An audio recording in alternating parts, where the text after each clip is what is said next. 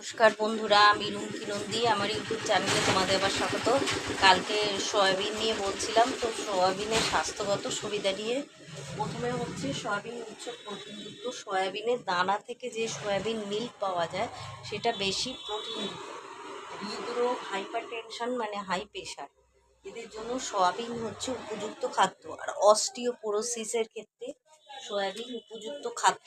Osteoporosis vitamin C এর অভাবে হয় অস্টিওপোরোসিস।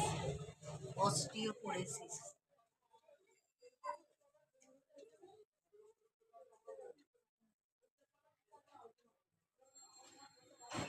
উপযুক্ত খাদ্য সয়াবিন।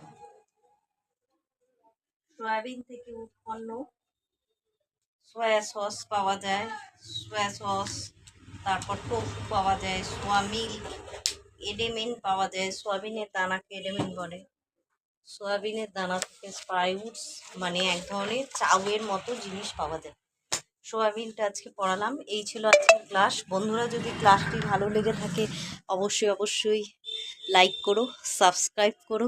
আর এই চ্যানেল যারা নতুন ভিজিট করছো অবশ্যই একটা লাইক করে বন্ধু বান্ধবের মধ্যে শেয়ার করে দিও। এই ছিল আজকের ক্লাস। টাটা, চলো, বাই বাই। নমস্কার বন্ধুরা, আমি রুমকি নন্দী। আমার ইউটিউব চ্যানেলে তোমাদের আবার স্বাগত। কালকে সয়াবিন নিয়ে বলছিলাম, তো সয়াবিনের স্বাস্থ্যগত সুবিধা নিয়ে প্রথমে হচ্ছে সয়াবিন উচ্চ প্রোটিনযুক্ত। সয়াবিনের দানা থেকে যে সয়াবিন মিল্ক পাওয়া যায় সেটা বেশি প্রোটিন।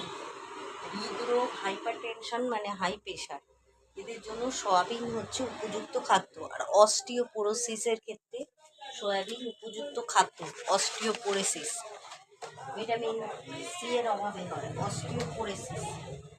অস্টিওপোরোসিস